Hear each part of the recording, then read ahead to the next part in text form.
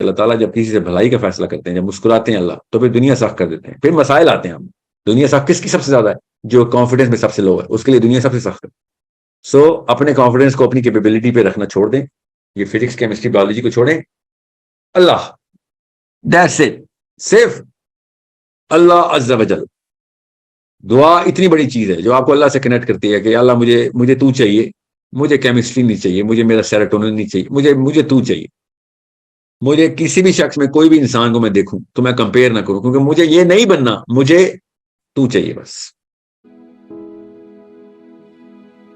سب سے پہلے شروع کرتے ہیں اسی حدیث سے جس کی وجہ سے ہم سب اس وقت اکٹھے ہونے کی کوشش کرتے ہیں، کام کرنے کی کوشش کرتے ہیں اور کرتے بھی ہیں کام، مگر پھر اس کے بعد پھر شیطان کا ایک حملہ ہوتا ہے ہمارے اوپر، پھر تھکن آتی ہے، کنفیوژن آتی ہے، اپنے اوپر سے یقین اٹھنا شروع ہو جاتا ہے. اصلی مسئلہ یہ ہے.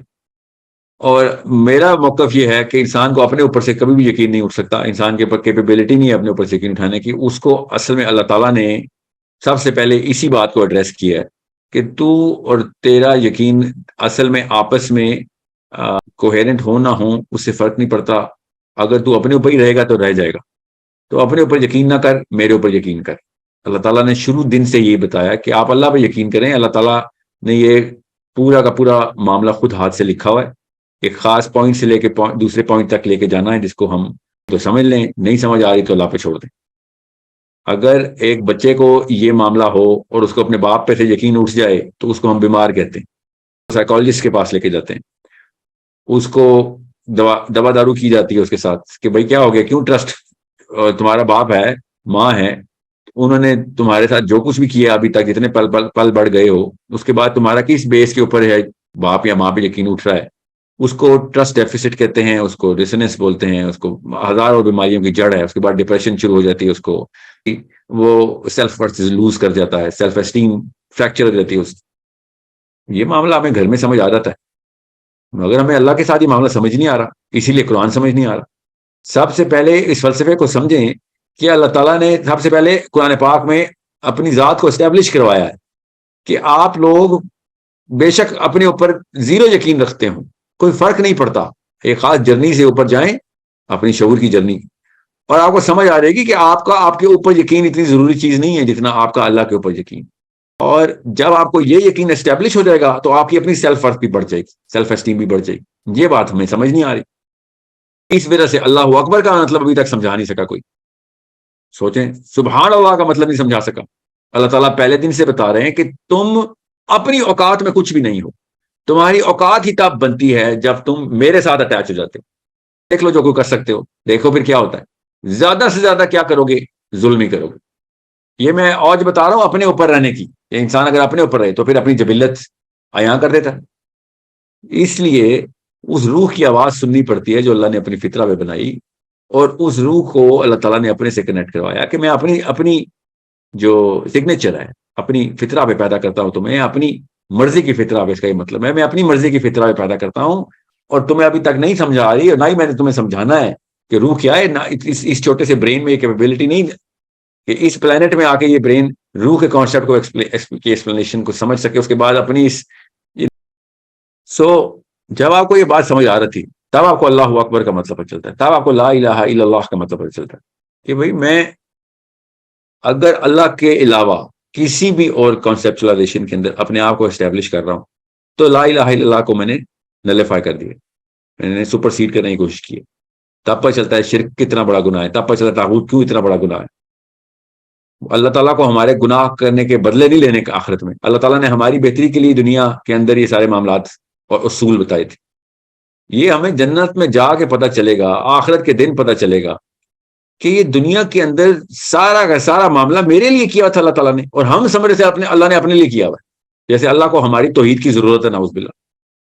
یہ ادھر اپنے اوپر ہنسیں گے ہم کہ اتنے سال ضائع کیے تھے ہم نے، اور اپنے آپ کو اس کے بارے میں باشعور کہنا شروع کر دیا تھا، فلسفی کہنا شروع کر دیا تھا، مفکر، فلاسفر، تھنکر، ریفارمر، ہر کوئی اپنے اپنے ٹیگ لگا کے بیٹھا ہوا. کیوں؟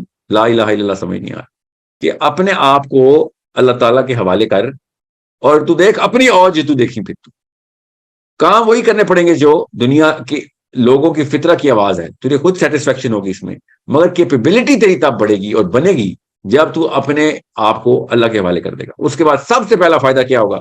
آپ کو اپنے اوپر سے جو لو کانفیڈنس کے دورے پڑتے ہیں، ہم سب کو پڑتے ہیں، وہ تبھی پڑیں گے، اپنی حیثیت نہیں پہچان سکتے، اپنی حیت نہیں پہچان سکتے، confusion, dissonance, distortion, cognitive distortion کا شکار رہتے ہیں، بستروں میں پڑے رہتے ہیں کئی کئی دن، 12 12 گھنٹے، 8 8 گھنٹے سوتے ہیں۔ آپ کو بس ایک آن آف کا بٹن بھی رکھا ہوا ہے کہ ابھی تک میں آن نہیں ہو سکا ہوں، اپنی کیپیبلٹی کی زون میں نہیں آ سکا ہوں۔ یہ سب کے ساتھ 2 نمبر معاملات ختم ہو جائیں گے جب آپ کو یہ یقین ہو جائے گا کہ اللہ تعالیٰ نے یہ کہانی پہلے سے لکھ چھوڑی ہے، اور میری کیا اوقات ہے، میں تو نقطہ بھی نہیں ہوں اس کتاب کے اندر، نقطے کے اندر میں اپنی اوقاتیں بھی بنا رہا ہوں، ڈپریشن بھی کے دورے میں بھی جا رہا ہوں۔ یہ کہانی بہت بڑی ہے، خربوں لوگوں کی ہے، ہزاروں کروڑوں لاکھوں سالوں کی ہے، آدم علیہ السلام سے پہلے سے شروع ہوئی ہے، اور آخری بچے کے مرنے کے بعد کئی ہزاروں سال بعد بھی چلتی رہی۔ بہت ضروری ہے کہ آپ کو پتا ہو کہ اللہ کے اس پلان کو سمجھیں۔ اللہ کو کتنا سمجھ سکتے ہیں کوشش کریں، مگر اللہ کا پلان جو ہے وہ تو اللہ خود بتا رہے ہیں۔ اگر اللہ کا پلان ہماری کیپیبلٹی میں نہ ہوتا تو قرآن آتا ہی نہیں۔ قرآن پاک نے آ کے سب سے پہلے یہ بتایا کہ سب سے پہلے اپنے اوپر انحصار چھوڑ، اللہ پہ انحصار کر، اور پھر تجھے پتہ چلے گا کہ دنیا کے مصرف مصارف کیا ہیں، اور اس کے بعد آپ اپنے کانفیڈنس زون کے اندر آئیں گے۔ انسان کا کانفیڈنس اگر اس کے اوپر ہی ہے تو خسارے میں ہے وہ۔ اگر انسان کا کانفیڈنس انسان بنانے والے کے اوپر چلا گیا تو پھر وہ لوگوں کو خسارے سے نکالنے تک کی مشین ہے۔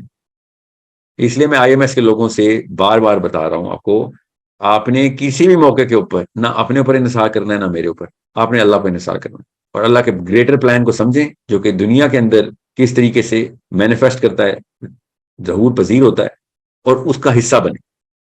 نبی علیہ السلام نے اس لیے ارشاد فرمایا کہ میں نے تم تک یہ پیغام پہنچا دیا، اس کا مطلب ہے پلان سمجھ آ گیا آپ لوگوں کو؟ تو لوگوں نے کہا جی سمجھ آ گیا۔ تو اب آپ جاؤ اور لوگوں کو یہ پلان بتاؤ کہ بھائی اب سب کچھ اللہ کے لیے ہے، اور سب کچھ اللہ کی طرف سے ہے، اور سب کچھ تمہارے ہی فائدے میں چاہتا ہے۔ شاباش، اکٹھے ہو جاؤ اور انجوائے کرو اس گریٹر پلان کو، اور آخرت میں مسکراؤ، مسرت کے ساتھ ایک دوسرے سے ملو کہ ہاں واقعی ہم کامیاب ہو گئے۔ اور اللہ تعالیٰ قرآن پاک میں یہ بتا رہے ہیں کہ اصلی کامیابی کیا ہے۔ تو it is something which is very clear if you look at it.